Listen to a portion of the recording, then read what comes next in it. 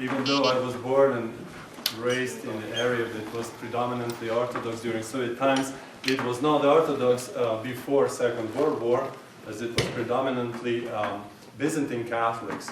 But I don't really know much about the theology and differences about the Orthodox and Catholic Church, so I was searching the Wikipedia and other pedias and Google search, and I just found some material that I just would like to present. And then if you have any questions, just don't hesitate to interrupt me and ask the questions. Yeah, I hope to be done, but maybe not, because there is a lot of material on the internet, so I was really stuck of choosing what to speak about, but it would be mainly about the differences, I think, and about the split. So the Orthodox, Eastern Orthodox Church, officially called the Orthodox Catholic Church, is the second largest church in the world, with 225 up until 300 million adherents. And it is the religious denomination of the majority of the people in Russia, as well as the most countries of the Eastern and the Southeastern Europe. The Roman Catholic Church, more generically referred to as the Catholic Church, and of course the Roman Catholic is the largest church in the world with 1.2 billion followers.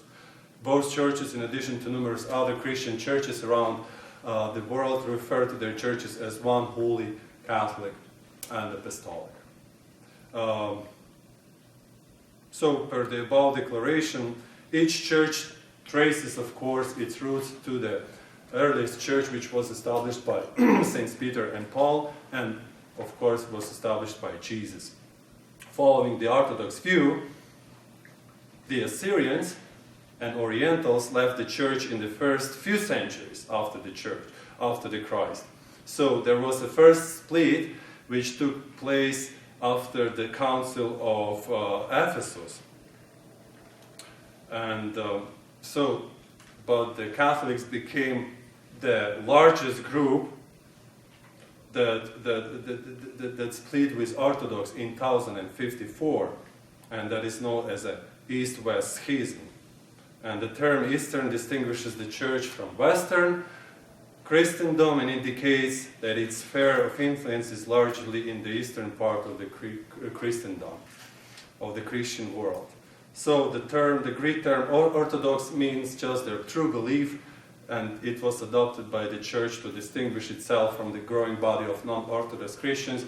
In the first centuries it was mainly because of the heresies, so that they wanted to indicate that they hold a true belief. The Catholic originally, of course, derived from the Greek, which means universal. So in 313, Constantine adopted Christianity as the Constantinople's official religion, and in 380, Christianity became the official religion of the Roman Empire. So before the addressing of the Great Schism that occurred between the Greek and Latin churches, it's worth taking account of the Chalcedonian Schism.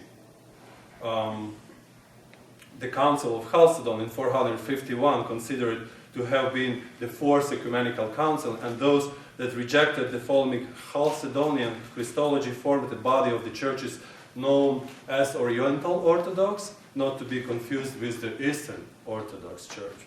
According to the Chalcedonian understanding, which both the Roman Catholic and the Eastern Orthodox churches accept, humanity and divinity of Christ are exemplified as two natures, and Jesus perfectly exists within both of those two natures.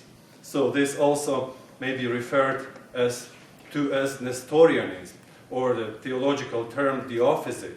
The term theophysite comes from Greek and literally translated into two natures.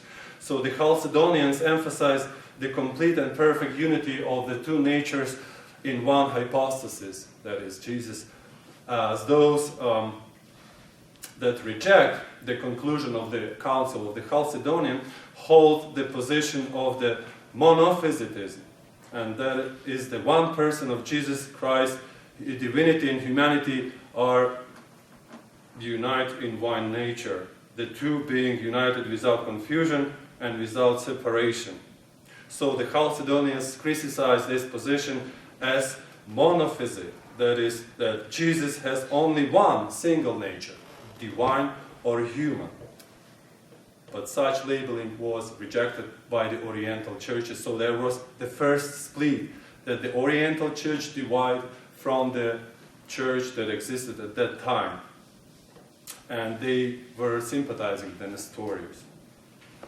And so, going up to the second and the Great Schism of 1054 and everything that followed, it started with the Norman conquest of the southern Italy, helped to touch off the Great Schism between Eastern and Western churches, so that when Western Normans took over the Byzantine Rite Greek churches in the southern Italy, they compelled the Greek communities to adopt the Latin Rite custom of using the unleavened bread as the Eucharist. So this caused a great aggravation among the Greek Catholics because it went against the ancient custom of using the leavened bread.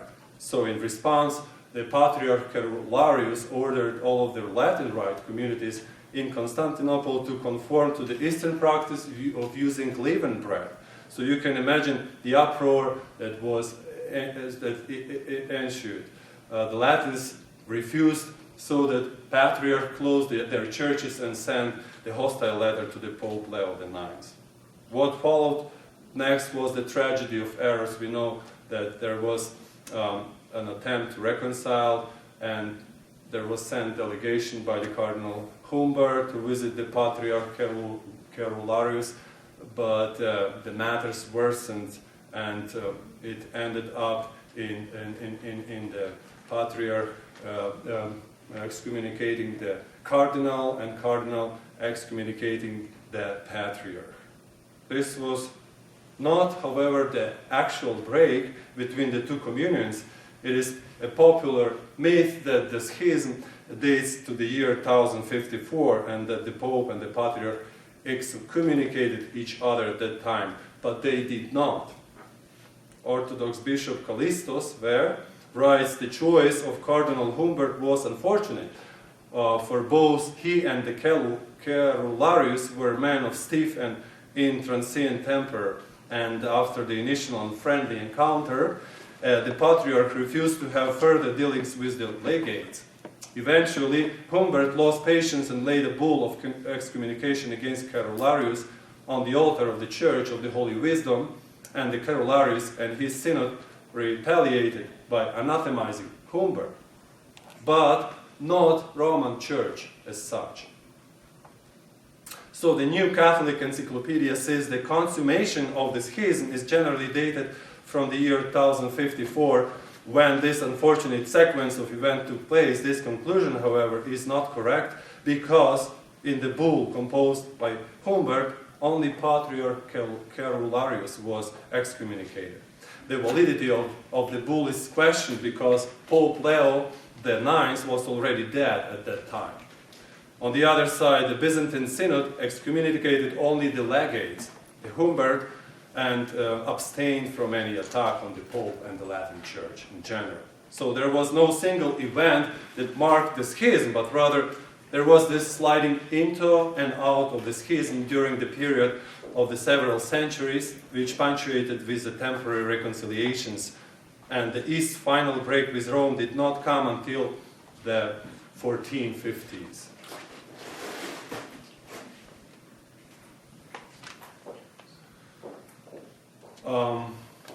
In 1450s, the Byzantine Empire collapsed suddenly, and it happened in 1453. A soldier forgot to lock one of the gates of the fortified city of Constantinople, and the Turks sacked the city. So with the Turks in control of the capital city, the rest of the empire crumbled quickly under the pressure from Muslims. Most of the Eastern churches repudiated the union with Rome. And this is the split that also persists until the present day. The current Eastern Orthodox Communion dates from 1450s, making it a mere 6 decades older than the Protestant Reformation. So the two subsequent events, one external and one internal, reduced the Patriarch of Constantinople's status to nearly that of the figurehead. The sword of Islam gave military protection to the center of the Eastern Orthodox world, but at a great price. The Muslim Sultan sold the office of Patriarch to the highest bidder and changed the occupants often to keep the money rolling in. From 1453 to 1923, Turkish sultans deposed 105 out of 159 patriarchs. 6 were murdered and only 21 died of natural causes while in office. Another blow that weakened the Patriarch's authority came from Russia. Ivan the Great, or Ivan Grozny, assumed the title of Tsar, and Moscow then was called the Third Rome. And the Tsar tried to assume the role of protector for the whole Christian, for the whole of the Eastern Christianity. With the collapse of this patriarchal system, the Eastern Church lost its center and fragmented along national lines. Russia claimed independence from the Patriarch of Constantinople in 1589, the first nation to do this. Other ethnic and religious splintering quickly followed, and today there are 11 independent Orthodox churches. The Russian Orthodox Church dominates contemporary Eastern Orthodoxy, representing 7/8 of the total number of the Orthodox Christians. This is in short the historical split, and first I would like to stress the filioque clause, found in most Western Christian churches but not present in any Orthodox churches. States only that the Holy Spirit proceeds from the Father and the Son. It was originally proposed to stress this relationship between Son and the Spirit more clearly. There are two separate issues in the filioque controversy. The first deals with the accuracy of the phrase itself, whether and the Son or through the Son, and the second is with regard to legitimacy and interpolation of the phrase into the Nicene Creed. These two issues became linked when the Pope in Rome approved the insertion of the phrase in the 11th century. The debate then evolved from merely the orthodoxy of the doctrine into whether the Pope held the ultimate authority to decide what was and what wasn't Orthodox. So the Eastern denial of the filioque cause was condemned by the West as a denial of the Father and the Son and the Holy Spirit being consubstantial. Yeah, and also as for the East, they viewed the Western interpolation of the phrase as an indication that the West was teaching a substantially different faith. The primacy of the Bishop of Rome is the second issue that came into that appeared in being a hindrance to the union of the church, and this is the main cause actually that remains until now. The primacy of the Bishop of Rome, known more commonly as the Pope, is the other principal point of this contention, right? The Eastern Orthodox Church understands the position of the Pope as one of the great honor, but without effective power over the other churches. So the Roman Catholic Church, on the other hand, asserts that the power that the Pope holds over the Church as full, supreme, and universal, even though those differences have been somewhat neutralized today. The Greek Patriarchy of Rome attended the inauguration of Pope Francis, and this is an important gesture. Still, there exists controversy regarding the scriptural and theological foundation of the Church and how the primacy was to be exercised.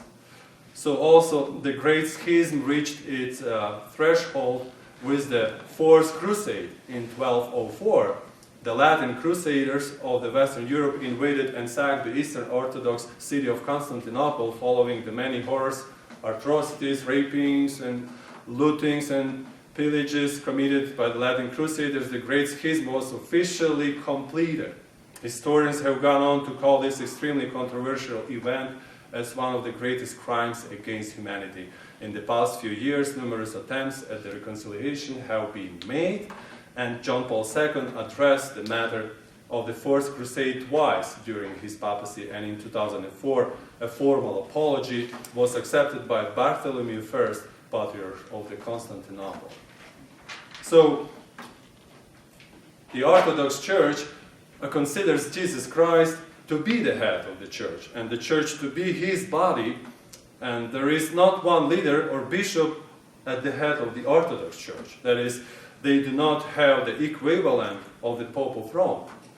Popular opinion of the Greek Patriarch of Constantinople, that is the ecumenical patriarch, is comparable to the Pope, is misplaced. It is clearly stated that he is one bishop among many, though he is first among equals, in the sense that he sits as organization head of the Council of Equals. He presides over any council of Orthodox jurisdiction, of Orthodox bishops, and serves as the primary spokesman for the Orthodox communion, but he has no jurisdiction over the other patriarchates of the Orthodox Church.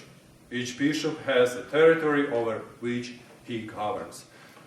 So had the East-West Schism not occurred, the Pope in Rome would still have this honorary primacy over the Orthodox churches following the Schism. However, the Orthodox no longer recognize the primacy of the Pope.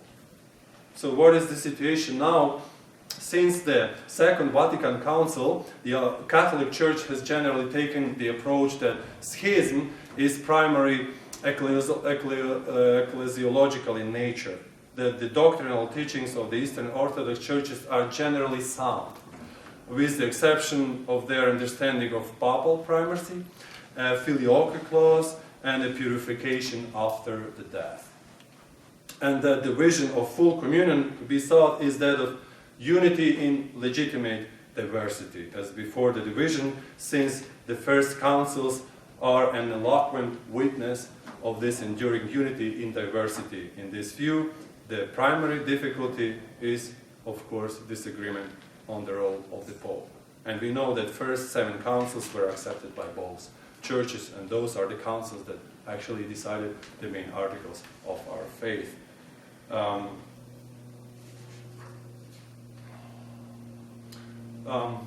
So what really caused these differences to arise between the Eastern Church and the Western Church, between the Orthodox Church and the Catholic Church? So the first that I would like to mention is the impact of the linguistic differences. Okay, the Eastern Church has been historically centered on the Greek language, in which many of the early theological works and commentaries of Christianity were written. The Western Church used Latin as its medium, and as knowledge of Greek declined among the Westerns, scholars, the Western Church became increasingly dependent on theological works written in its own language, most notably those of St. Augustine of Hippo, and often imperfect translation from Greek, words used in one language and those used in another language, they were translated sometimes and did not really correspond exactly and did not really convey the exact meaning, especially the theological disputes and debates. So, in the 7th century, Eastern theologian St. Maximus the Confessor applied this to apparent differences between Western and Eastern, remarking that it affected efforts by Latin-speaking Westerners to express an idea in Greek, and for Greek-speaking Easterners to express an idea in Latin.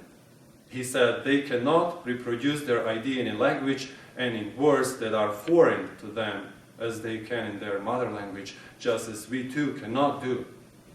So in the 13th century, Western theologian and St. Thomas Aquinas similarly remarked, he said, many things which would sound well enough in Greek do not perhaps sound well in Latin. Hence, Latins and Greeks professing the same faith do so using different words. For among the Greeks, it is said correctly and in a Catholic way that the Father, Son, and Holy Spirit are three hypostases. But in Latin, it does not sound right to say that there are three substantia, right? Even though on a purely verbal basis the term hypostasis in Greek means the same as the term substantia in Latin. The fact is that substantia in Latin is more frequently used to signify the essence. So as both we and the Greeks hold it, in God there is but one essence, so where the Greeks speak of the three hypostases, we Latins speak of the three personae, as Augustine in the 7th century book on the Trinity also teaches. And doubtless there are many similar instances. So he says, therefore, the task of the good translator when translating material to preserve the meaning, but to adopt the more expressions so that it is in harmony with the idiom of the language into which he is translating. So there has been a lot of things that were misunderstood as they were translated from Greek to Latin or from Latin to Greek. And this gave a very great impact, especially on the class of the filioque. And also we can talk about the Immaculate Conception, about the Purgatory, and about other theological differences, which at the end are not differences between the doctrinal teachings, but just the differences between how people accept the thing, how they reason about the language differences, and also we can prove it because there are many Eastern churches that are now in a Catholic church, right? And they did not have to convert and reject the way they profess the faith. All they had to do, and all we had to do during the union, is to sign our adherence to the authority of the Pope of Rome. So, what are the areas of agreement on doctrine?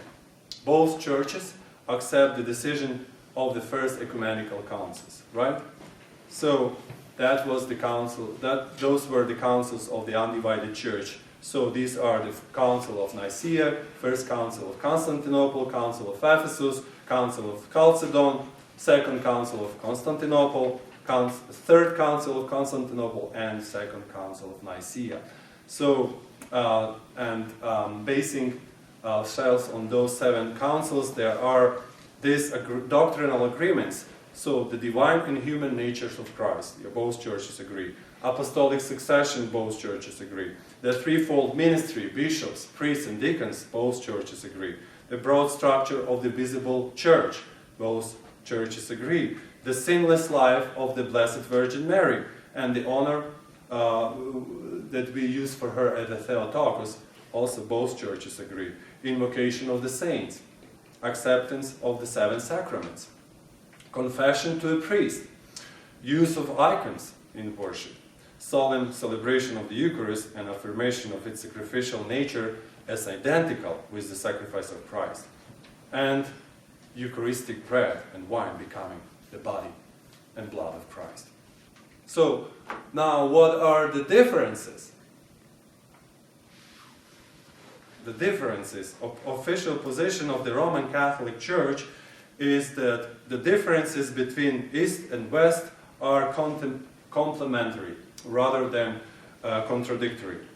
And as stated in the Decree Unitatis Redintegratio of the Second Vatican Councils, it says, in the study of Revelation, East and West have followed different methods and have developed differently their understanding and confession of the truth of God.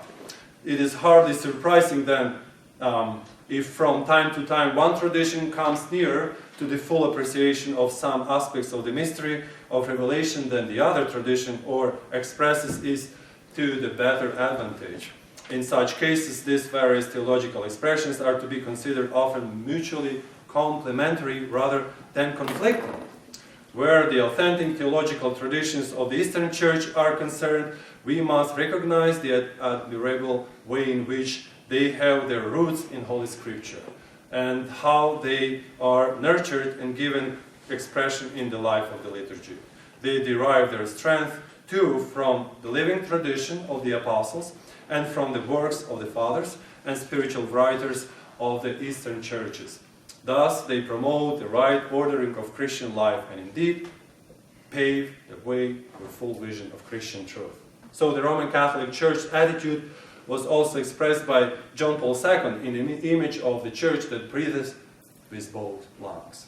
He meant that there should be a combination of more rational, juridical, and organization-minded Latin temperament with the intuitive, mystical, and contemplative spirit found in the East. And the Catechism of the Catholic Church, citing documents of the Second Vatican Council and of Pope Paul VI, states that the Church knows that she is joined in many ways to the baptized, who are honored by the name of Christian, but do not profess the Catholic faith in its entirety, or have not preserved unity or communion under the successor of Peter. But those who believe in Christ and have been properly baptized are put in a certain, although imperfect, communion with the Catholic Church. And with the Orthodox Church, this communion is so profound that it lacks little to attain the fullness that would permit a common celebration of the Lord's Eucharist.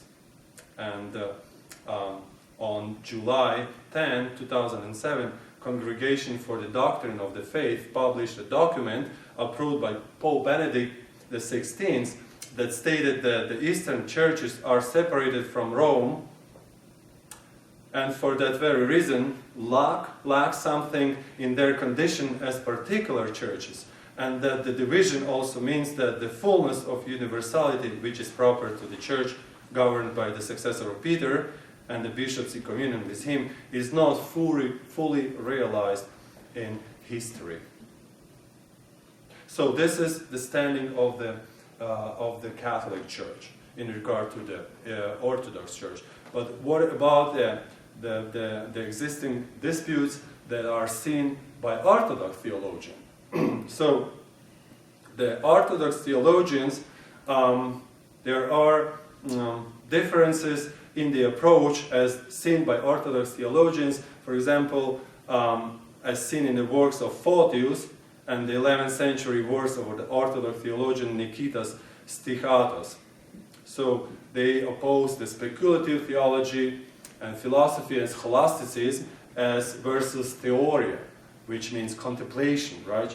The Eastern theologians assert that Christianity is the truth, but that Christianity is in essence the one true way to know the true God, who is the origin and the originator of all things, seen and unseen, knowable and unknowable. So Christianity is the apodictic truth, in contrast to the dialectic or rational knowledge, which is arrived at truth by the philosophical speculation. So they say that all other attempts by humanity, though containing some degree of truth, will ultimately fail in their reconciliation between humanity and its source of existence and or being. One's religion must provide for the whole person, their spiritual needs most importantly, and in the approach to God, the East considers philosophy but one form or tool that can do much to bring one closer to God, but falls short at the completeness of this task. So the East looks at philosophy not like West looks at philosophy. West looks at philosophy as to help explain some, to bring to rational understanding some of the truths of the faith. The East, represented by the modern theologian Vladimir Loskis, argues the difference is due to the Roman Catholic Church use of pagan metaphysical philosophy and its outgrowing in the scholasticism rather than the mystical, actual experience of God called theoria. So to validate the theological dogmas of the Roman Catholic Christianity, Roman Catholics as if use the philosophy more. For this reason, Losky argues that the Eastern Orthodox and Roman Catholics have become different men. Vladimir Losky expressed this as a revelation sets an abyss between the truth which it declares and the truth which can be discovered by philosophical speculation. So this same sentiment was also expressed by the early Slavophile movements in the works of Ivan Kriyevsky and Alexei Khomyakov, and also in the works of famous proponent Vladimir Solovyov. So theoria here is something more than simply theological position. In Eastern Orthodoxy, theoria was and is what established for the early church fathers the validation of Christianity and the ecclesiastical faith in God as a mystical relationship between God and humanity that culminated into theosis.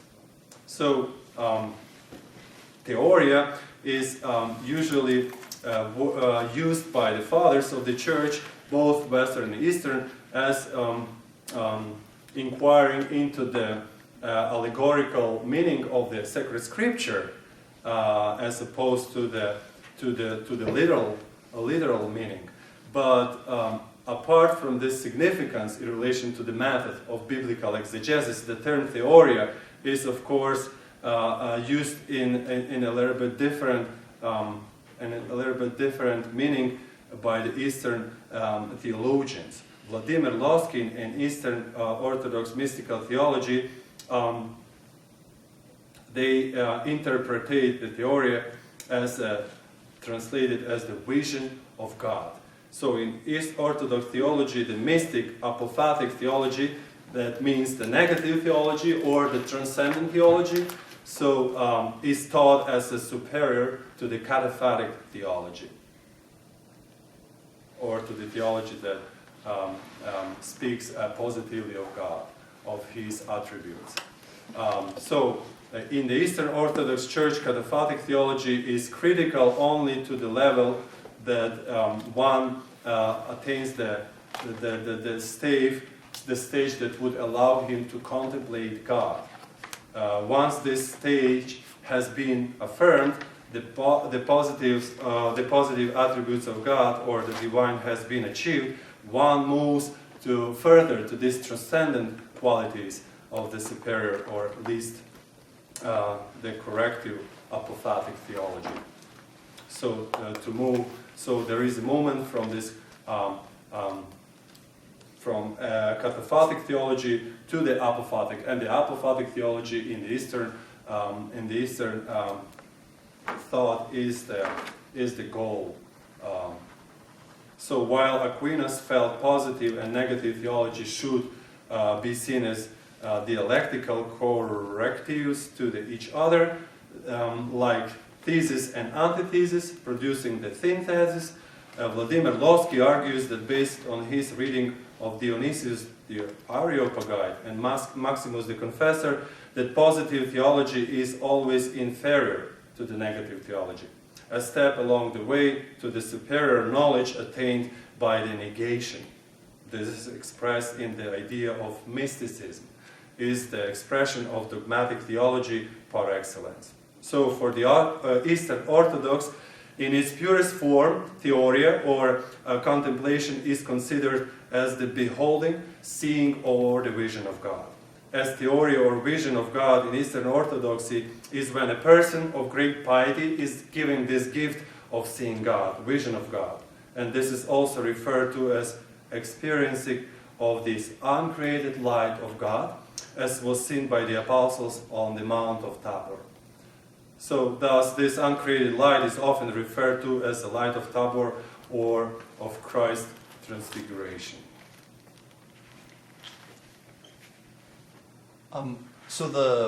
I've heard, or at least read a few articles with regard to like some of the monks on Mount Athos, and it seems like the way they describe the light of Tabor, that it's almost like witnessing the beatific vision. Does the Orthodox Church have an official position on whether or not that's what it is, or is that how the mystics describe it?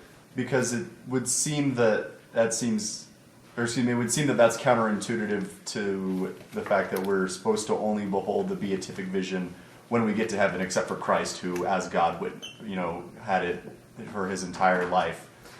Yeah, as far as I understand, the Orthodox, the Eastern view of the beatific vision is like the essence of God is totally transcendent, right? And so we cannot behold God as He is in His essence. We can behold God through His created energies or uncreated energies. So that when we will get to heaven, we will behold God through the glorified flesh of Christ, something. But we cannot behold Him as He is in His essence. So they don't think that the light of Tabor is like the beatific vision. Well, it is, but it's not the same as beatific vision that the Catholic It's not Church. complete. Right, Oh, okay. yeah. It can't be complete in this life. Yeah. Okay. Only in paradise. That's the Orthodox view. Okay. Yeah. And also, I think in paradise, you would not see God as He's in His essence. I'm not sure. So,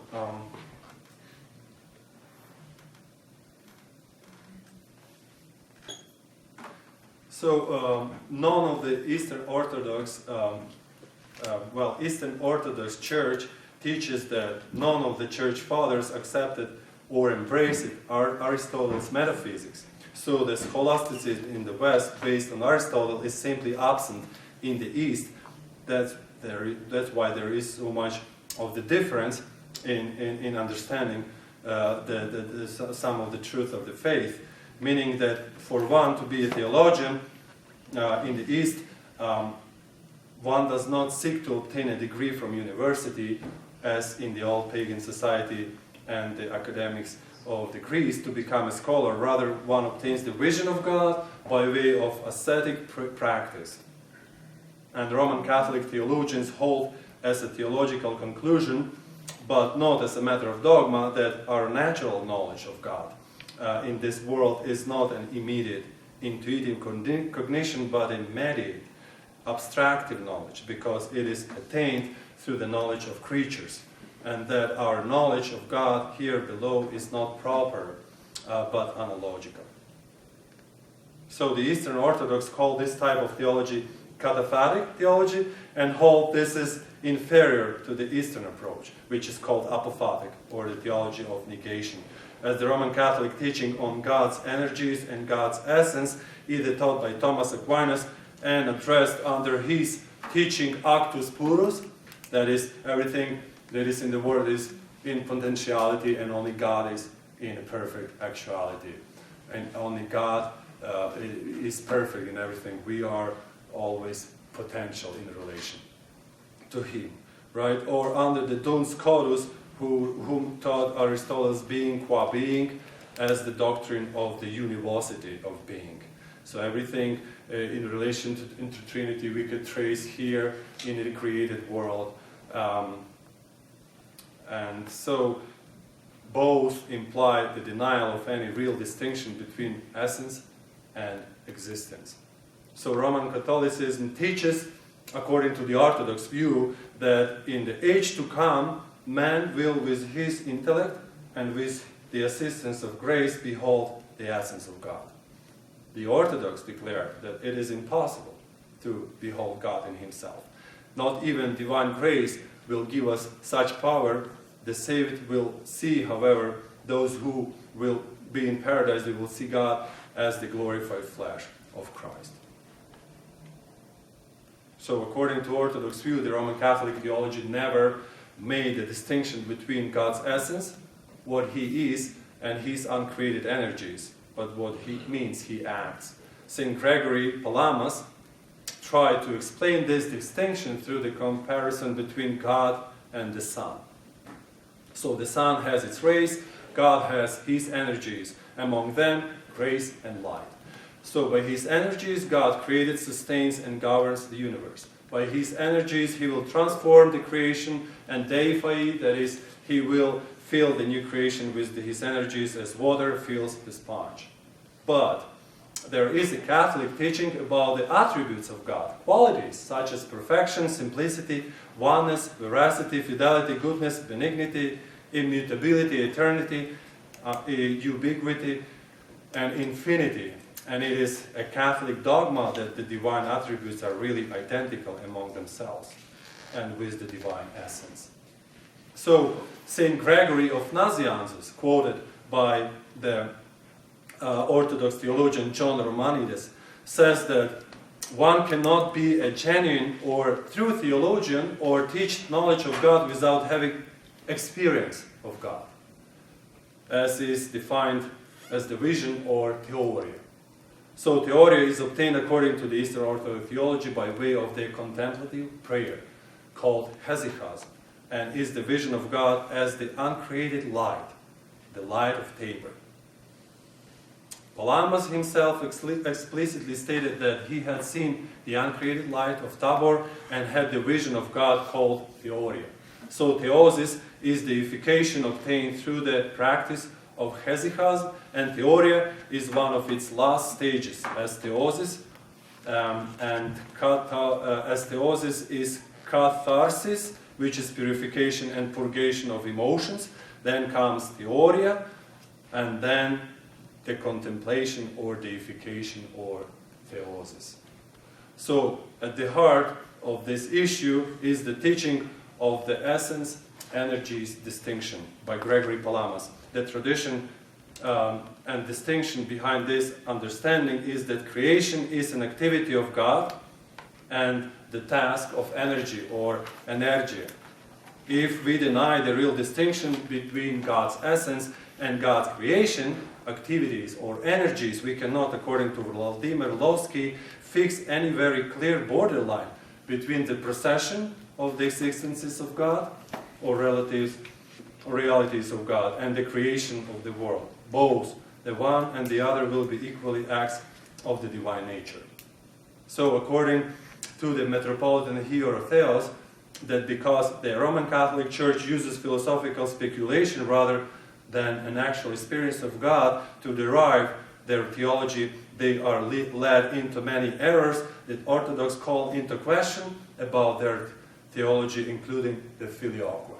So that means that the Western Church uses a lot of philosophy in order to come to the truth, but Eastern theology just contemplates the truth directly. And in a vision like Gregory de Palamas, he had a vision, and that's how came to be this essence-energy distinction, essence-energy theory, which, yes? How do they clear up, if two people have a disagreement about beliefs in the Orthodox Church? How would they figure out, which one is actually the truth? Would they do it through a vision, or? Well, that's the problem. That normally it's done through the council, and I think there were councils after the. Oh yeah, they've kept their own councils going. Yeah, and actually it was condemned by the Orthodox Church. Although in the Roman Catholic Church there was no followers of this doctrine, and there was no council that. But Thomas Aquinas defended it. That either that either affirmed or denied this doctrine. But there was a condemnation of this. There were councils. There was condemnation of what Father just talked about, as of people being able to see the light. But then the Patriarch condemned it. Patriarch of Constantinople condemned it. But then they had a council, and the Orthodox Church today, that's how dogma or doctrinal issues have to be settled with a council. And so that's what they did.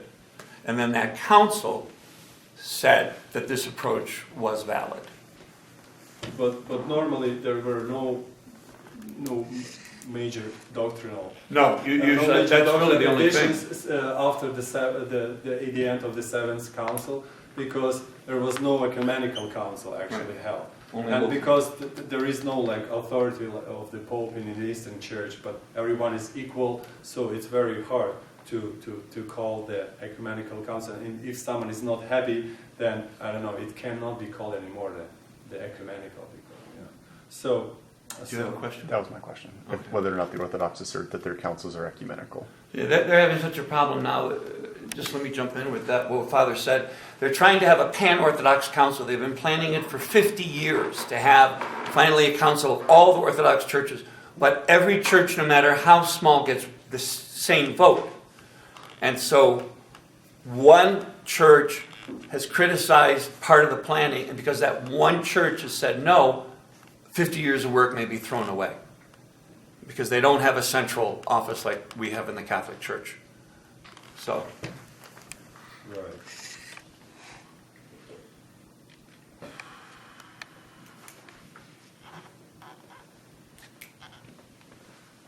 Okay, so after the death of Gregory Palamas, the Byzantine Empire experienced a civil war, okay, fought by pro-Hesychast forces, and whom actually took the name of Hesychast party.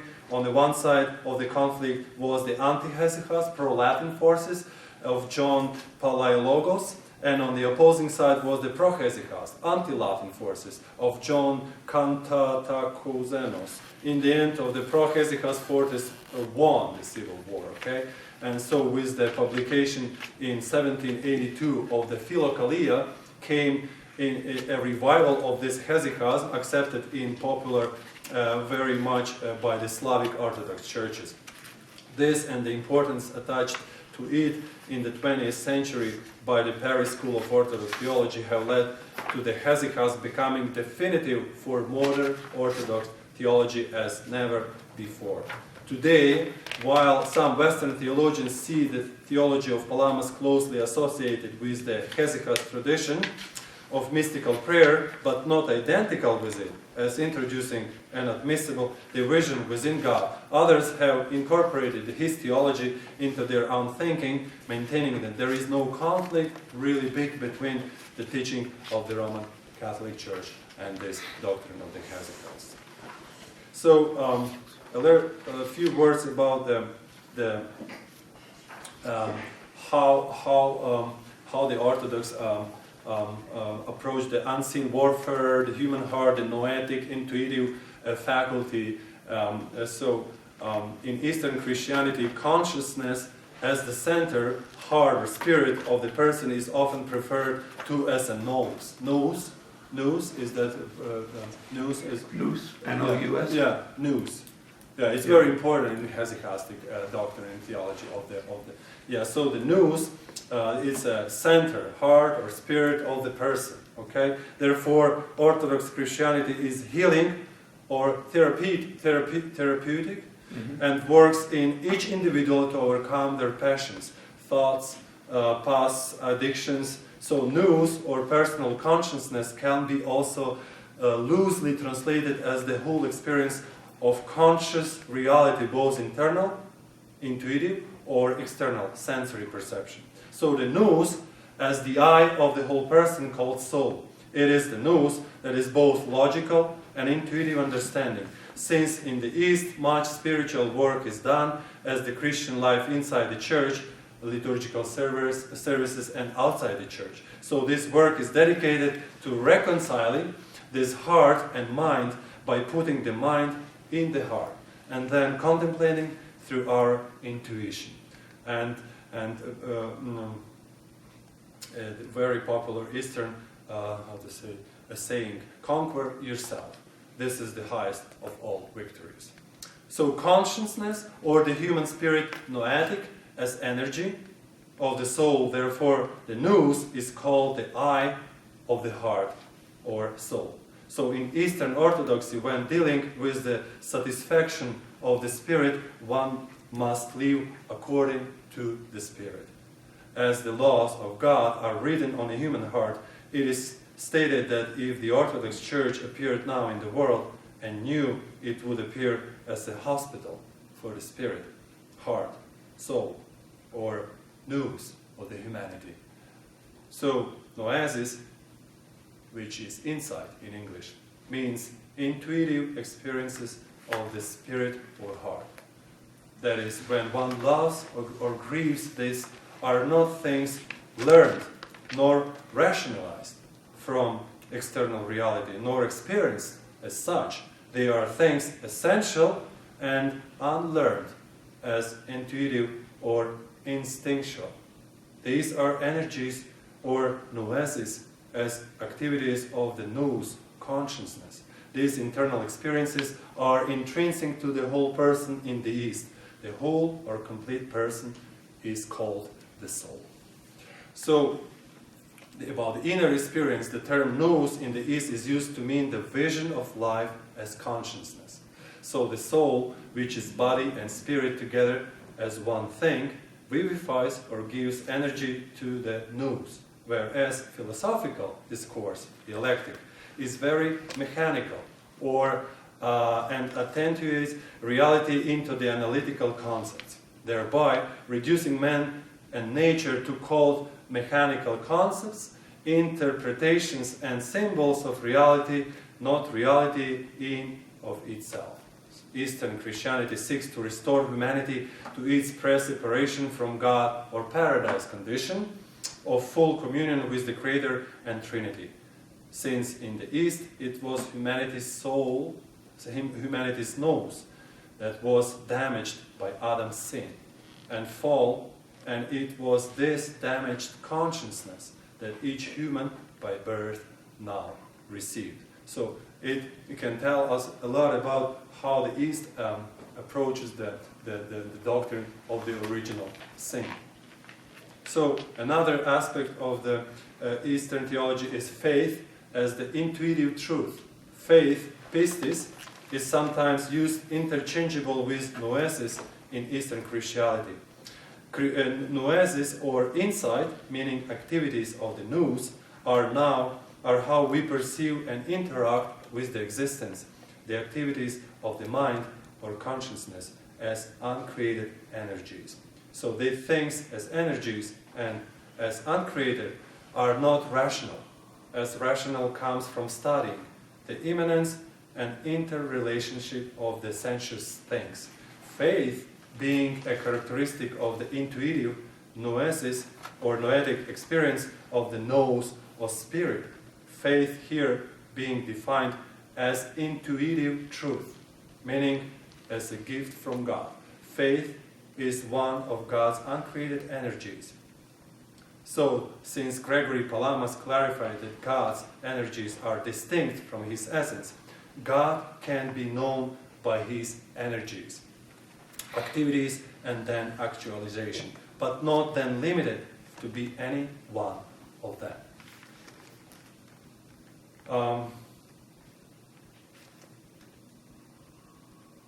So, having said this,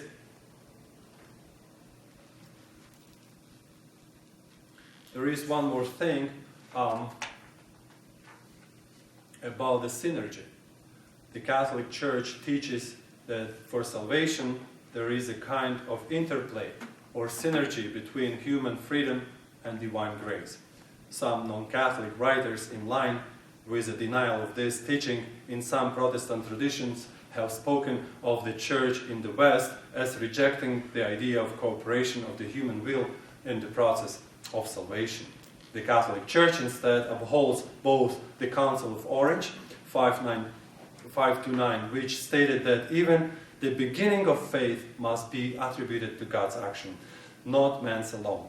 The Council of Trent, which stressed the importance and necessity of human cooperation.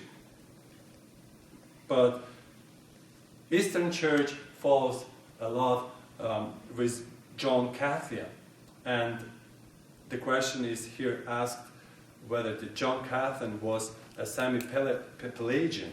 The scholars such as Catholic Lauren Priestas and Orthodox Christian Augustine's Cassidy maintained that Cassian was not a semi-Pelagian and did not teach the semi-Pelagian doctrine that man can sometimes take the first step to salvation without divine grace. They state, although Cassian could not be considered as Augustinian, this does not make him semi-Pelagian. For Cassian, contrary to Pelagius' teaching, sin is inevitable, although sparks of goodwill may exist, which are not directly caused by God.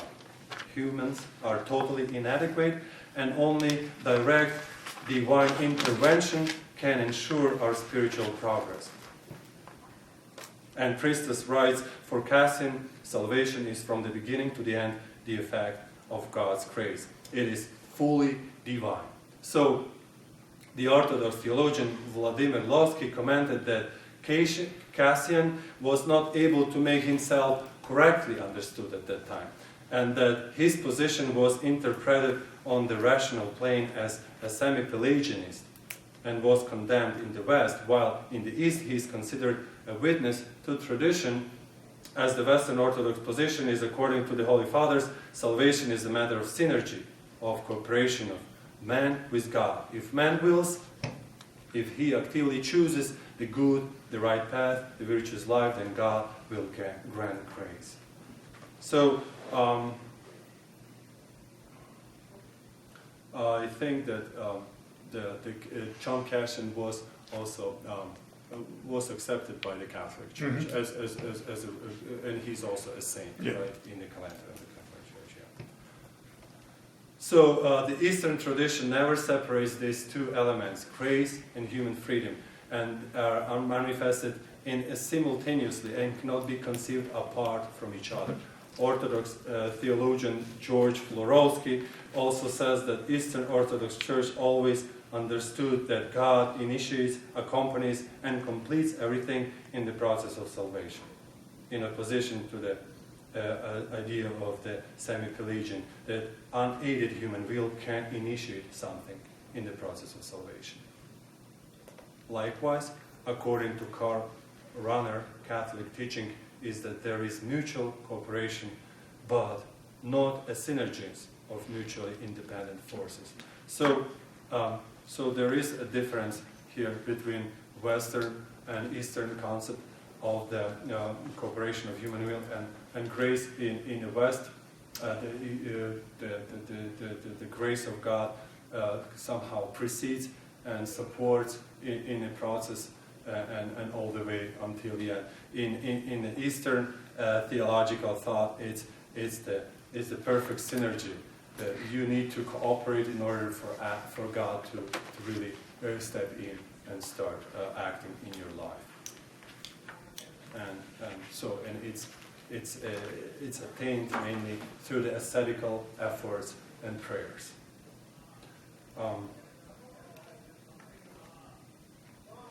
So this is mainly everything that I wanted to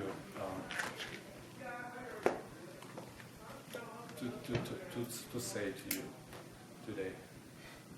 Okay.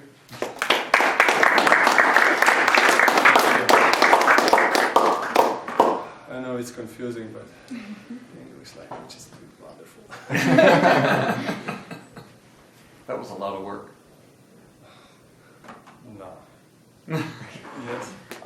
Would it be right to sort of consider the Orthodox Church as not fulfilling the requirement of the true church to be universal, like, even if they do use a lowercase c Catholic, that they've largely grown up around very insulated ethnic groups rather than sort of accomplishing the mass evangelization that the capital C Catholic Church works. I mean, it's sort of an argument from popularity, which is a fallacy, but in terms of considering, what the marks of the true church are according to Scripture, I feel like it's at least partially applicable.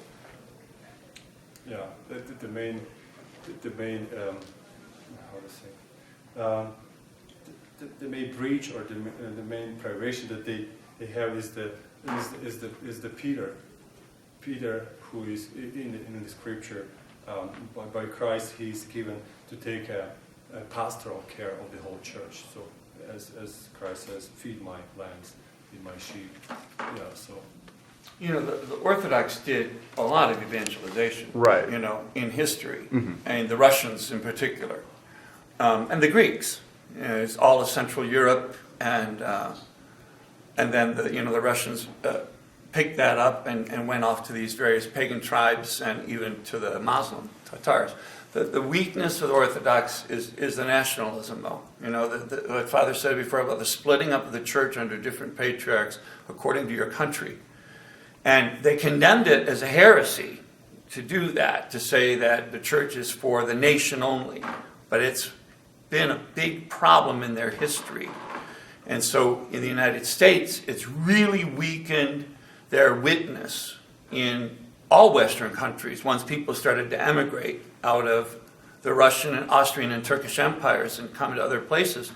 Because you have a Russian Orthodox Church and the people in a Bulgarian Orthodox Church won't go to the Russian and vice versa, and Ukrainian won't go to either one, and they won't go to that one. And it's a terrible problem that they have, and they've tried to overcome it in the West, with forming like the Orthodox Church in America, which is multi-ethnic and lots of converts.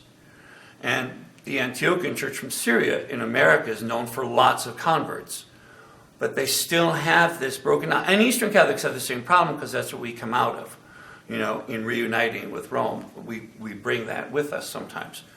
So it's part of their history, though, that so many of them were under Muslim rule, where it was forbidden to evangelize. If you convert a Muslim, the priest is killed as well as the Muslim is killed. The Russian church was taken over by the imperial government and the communist government. They've had a hard time.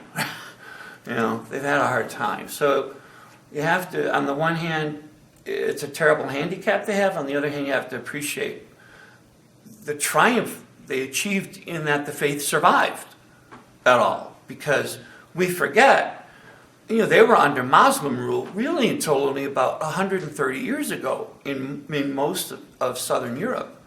And Muslim rule cripples Christians. It just does. And it takes a long time for a church to emerge out of that mindset that focuses you on only the people, It's really hard for them. And for young Orthodox Americans and Canadians, they find it very frustrating because they want to evangelize, because they do see themselves as offering universal salvation. So, it's a mixed bag, as most things are. Can you talk about clergy and marriage in the Eastern?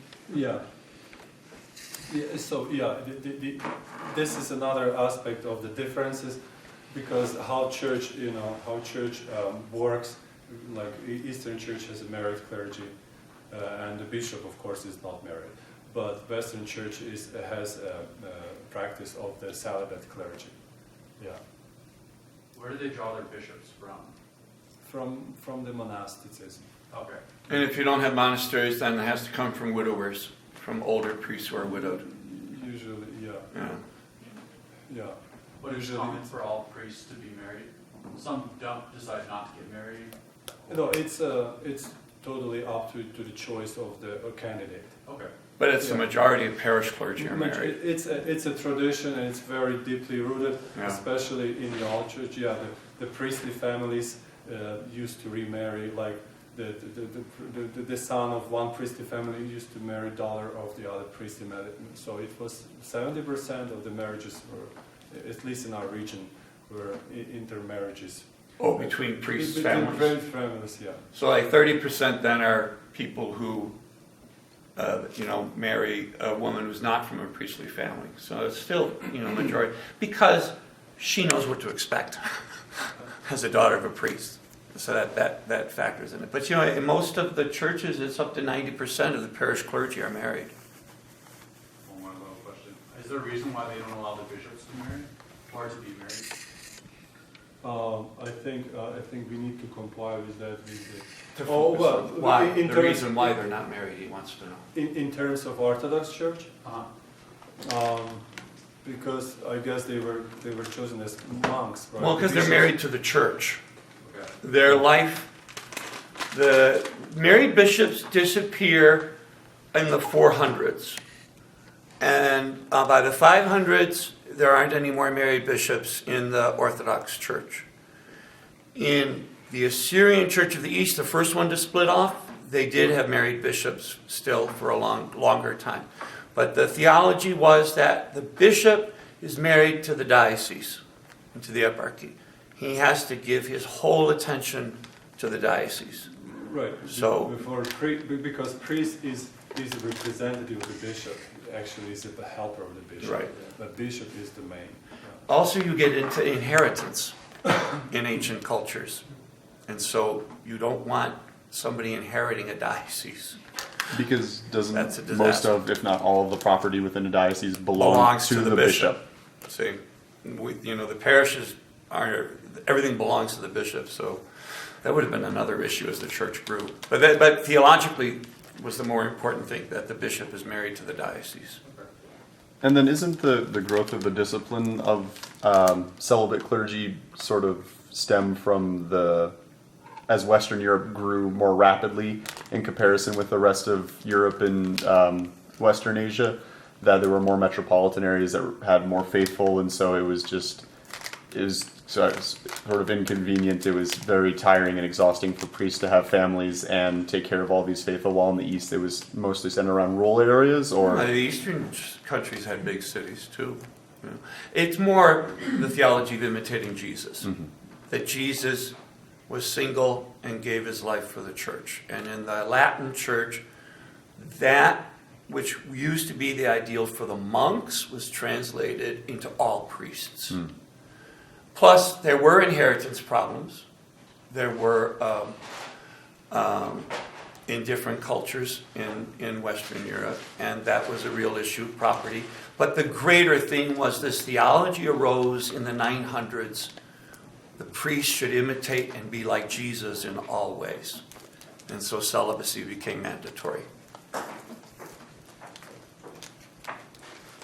The tradition of priestly celibacy also goes a really long ways back to the writings of St. Paul. St. Paul even says that it's better, Better not to be to married. be unmarried. And so even in the Latin Church from very early on, you had a strong tendency for all the clergy to be unmarried. And in fact, at the Council of Nicaea, one of the things that the Latin representatives tried to do in 325 was to convince the rest of the church that they should get on board with this whole mandatory celibacy for all the priests. So even in the 4th century, the Latins were really gung-ho about it. Tiana? So my understanding is that the Orthodox can receive Eucharist from a Catholic church, but we cannot receive from their church. Can you explain that? As far as I understand. Why the Orthodox? Why we can receive Holy Communion? We say we can receive Holy Communion in Orthodox Church, but Right. they won't give it to us. But we will give Holy Communion to Orthodox. So why the difference? They won't give it to us? No. Orthodox won't give Holy Communion to a Catholic. Depends on the Orthodox. No, it's Right. pretty much everybody Exactly. now. Once That's I- become a big I issue. went to the. Well, I haven't received the Eucharist. But If they know you're a I Catholic, went to confession. that they allow, but not Holy No. Communion. They said when he knew that I am a Byzantine Catholic. Oh, he Byzantine Catholic. furious. He Yeah, they said, wouldn't want "You us." have to convert. They don't want us in their church. I don't want Byzantine Catholics in the church. He said, "Oh no, I'm not going to confess you." And I said, "You know what? I just, I told him, this is about me and God. I came to confess to the Lord. It's not about who I am and what I am." And then he grew soft and just forgot the confession. But first he was like, "Oh, man, you got to repent from Pope, from all of us, and come back." It's their vision of church. You have to be fully It's Orthodox to receive from the altar. It's very sensitive between Orthodox and us. Very sensitive. It's very politicized. Yeah. More politicized. And unless they kept it so, the people would unite. Because in our region, the same people that were, reunited with Rome became again annexed to the Orthodoxy because of the Soviet, pressure, and because they just sent our priests to the Siberia. Yeah. So and people were not very much educated, as to find out why and what. People just, wanted to come to the liturgy. Yeah. The Russian Orthodox used to give Catholics Holy Communion in the Soviet times because they knew there were so few Catholic churches left open. But once that ended, when the Soviet Union ended, they specifically forbade it to continue. In 1989, they said, no, you cannot give Holy Communion again. And the Greeks In Greece, absolutely not. And the vast majority of Orthodox won't give it. You have to be fully in communion with the church to communicate. That's their vision. Ours is we see them as a sister church, but they don't have the same picture of us. But they recognize our Eucharist as the true Eucharist, and we recognize theirs as the true Right. Eucharist. Yeah. Right, we recognize each other's sacraments. Well, some Orthodox don't even recognize our baptism, though. So yeah, it can get, yeah. In Ukraine, they say we accept prayer for everyone except Greek Catholics because they are not human. This is something very political. Yeah. I was just wondering why we allowed them admittance to communion, but they. Because we're nicer. Okay. No, because we see the need. It's only allowed if there's a pastoral need, like if the person can't get to the Orthodox Church. Right. Because in America and Canada, you know, in all the Western countries, there are not enough Orthodox churches to serve their faithful. So if you physically cannot, or if you morally cannot, something has happened, you know, with that priest, and you're not able to go there anymore, but you're still a Christian in good standing, but, you know, like a political thing, or then we will give Holy Communion to them. But they have to ask. We cannot offer, because that would be inviting people in who are not fully in communion with us, and the Orthodox would be very upset about that. But if they come forward and go to the pastor and say, I'm Orthodox, there's no church here, but I would like to receive.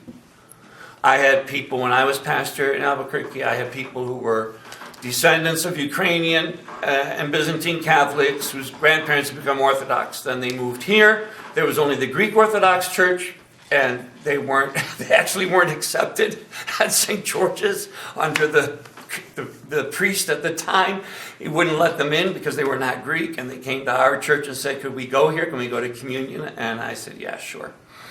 Their grandparents were all Byzantine Catholic originally anyway. So. Now, I do know that there are specific cases among Oriental churches. For example, the Chaldean Church, the Chaldean Catholic Church, Right, and the Syrian right. Church of the East, they have a formal situation set up to where their laity can receive Holy Communion at each other's churches. And the same is with the Syriac Catholic Church and the Syriac Orthodox. Right, because they're in such a terrible situation, you know. And they want to, they're under such terrible pressure from the Muslims, and they don't have enough churches or priests. And it's also a step towards formal reunion in those two churches. They really are working towards reestablishing full communion with one another, and therefore with Rome. So, yeah, that's a good point, Paul. Now, how prevalent is it, fathers, that the Orthodox completely reject Catholic sacraments? Like, I've heard stories of Roman Catholic priests who leave the church and then convert to Russian Orthodoxy, say, and then they redo their ordination. How That's so they can get married. is it? They let them get married, and then they reordain them, because they'll say they didn't have full freedom of choice as they did in Orthodoxy. That's the theory that they use. It depends on the jurisdiction. Yeah. There are monks on Mount Athos who won't let you come into their monastery if you weren't baptized by an Orthodox priest with Right. full immersion. And then there are places like Father Alexis Toth, when he left our church and became Russian Orthodox, he was received by revesting and concelebration with the Russian bishop. So, He was received what? so when Father Alexis Toth Right. left, and when he was received into the Russian Orthodox Church, Right. by revesting, so they just gave him his vestments again.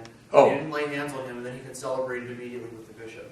So it depends on the jurisdiction, and the And better- politics. The Like better Mount Orthodox Athos. theologians will say that officially they're agnostic on the validity of Catholic sacraments. They really don't like to acknowledge the terms validity versus licitness of sacraments. They kind of hold more to the Cyprian view rather than Cyprianic view rather than the Augustinian view of sacramentology, which is that if you're outside the church at all, in any sort of schism, any sort of rebellion, you can't possibly offer the sacraments at all. So there's a wide range of thought, and you can't pin it down. Yeah. And there really are some bishops, like there's really some Orthodox bishops who basically say it's all basically the same. And then there are Orthodox bishops who say, We're heretics. Jorge Bergoglio is an unbaptized pagan layman. Yeah, and they really will. You really will say that. It's very sad. You get some fanatics in the Orthodox Church that will say that about it. It's very sad. And as English speakers, we get a little bit of a skewed distribution because many of the Western converts to Orthodoxy tend to come from like my background, which is evangelical Protestant, and we're raised with very, very strong anti-papal biases. And so even if they find a hunger and desire for the sacraments in the traditional church and the liturgy, they end up finding it fulfilled in the Orthodox Church without having to surrender to the Pope. And so, But then they take that bias with them. That's a problem. You know, it increases the hostility. exactly. So the Western English-speaking converts tend to be very hostile. So if you go to an Antiochian Orthodox church like in Santa Fe, and you say you're Catholic, you're probably going to be greeted with a little more hostility than if you went to an Antiochian Orthodox church in Los Angeles that was primarily Arabs and said you were a Byzantine Catholic. Right. The priest might even like wave you and like you're like, no, come receive. Wouldn't happen at an Episcopal Orthodox church. No. Anyone else? Okay. Perfect. Thank you, Father.